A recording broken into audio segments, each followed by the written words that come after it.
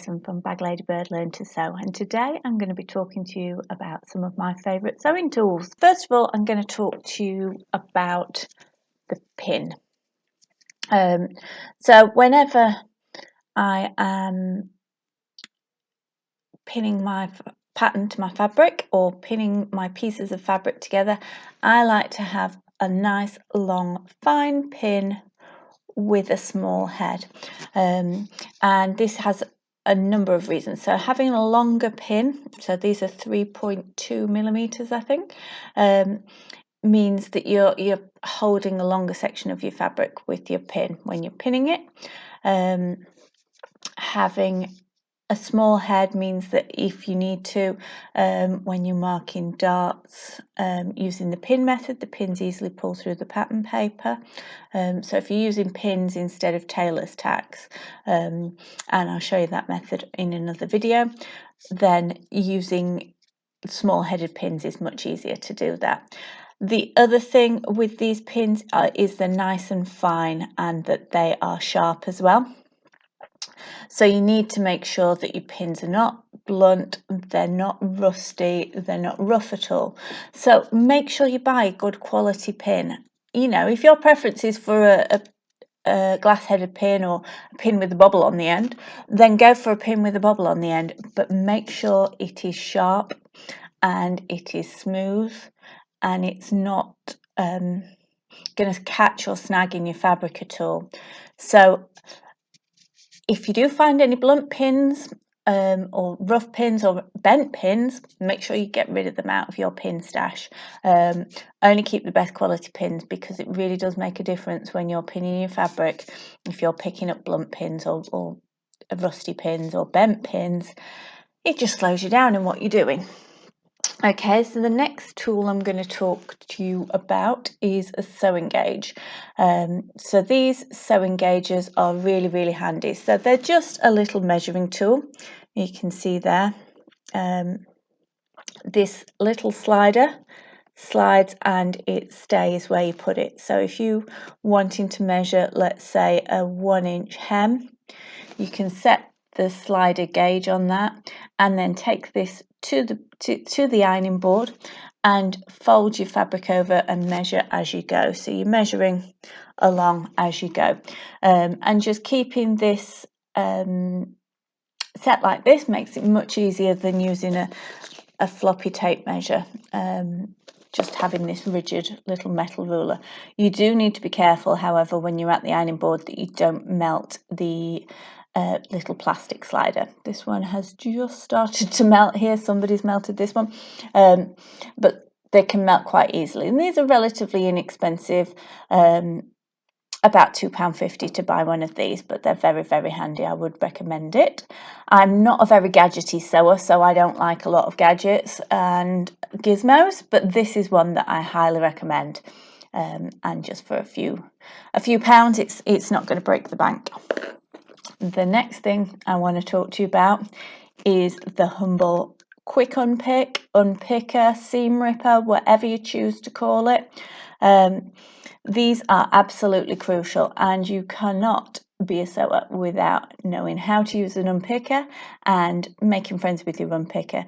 So this is really important. So the sharp bit on here is the bit just at the bottom of the U shape, and that is really crucial. So you need to make sure that you've got, again, a sharp unpicker, because it makes it so much easier when you're trying to unpick your stitches or rip out a seam, that you have got a sharp unpicker. So again, if these get blunt, then replace them.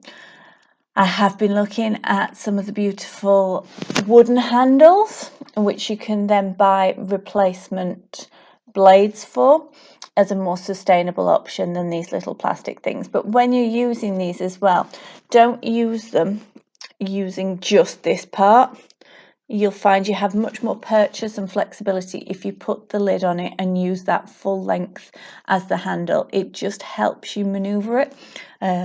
So that's really important as well. I often see people just using this part, and it makes life harder. Don't do it. So the next thing I'm going to talk to you about is the humble tape measure. Now, everybody gets these in the Christmas crackers and stuff like that, but I would recommend you make sure you get a nice quality measuring tape.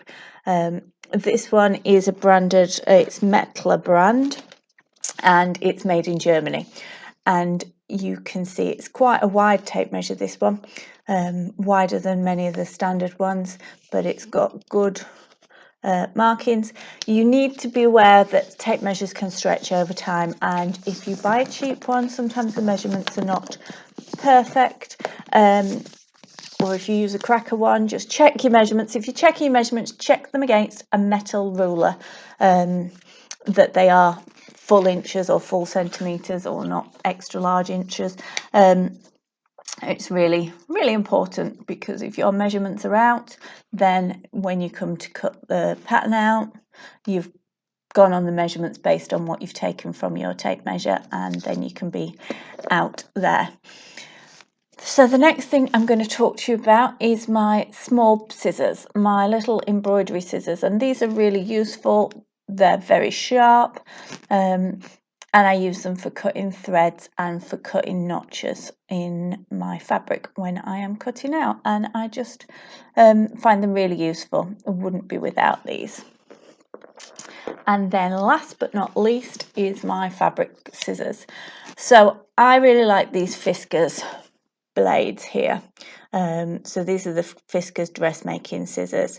They are a nice weight, the blades are nice and sharp, and they're not too heavy and they're not too big on the hands. My hands are quite small, so I need a relatively small pair of scissors.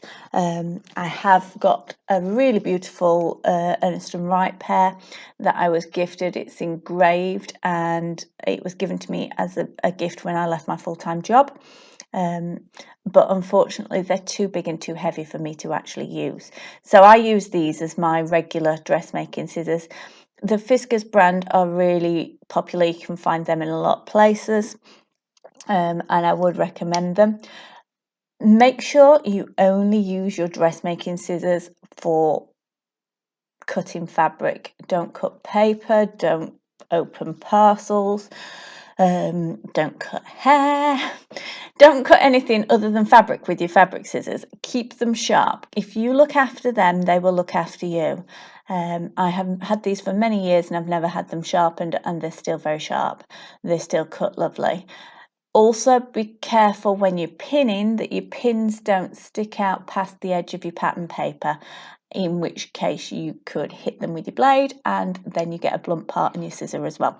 So just those tips will keep your scissors in tip-top condition, and if you invest in a good quality pair, they will last you if you take care of them.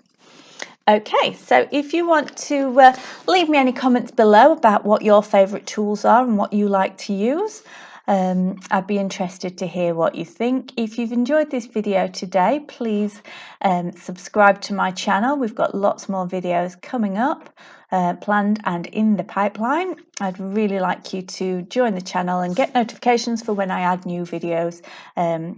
Keep a lookout for them. My mission is to make you a better dressmaker.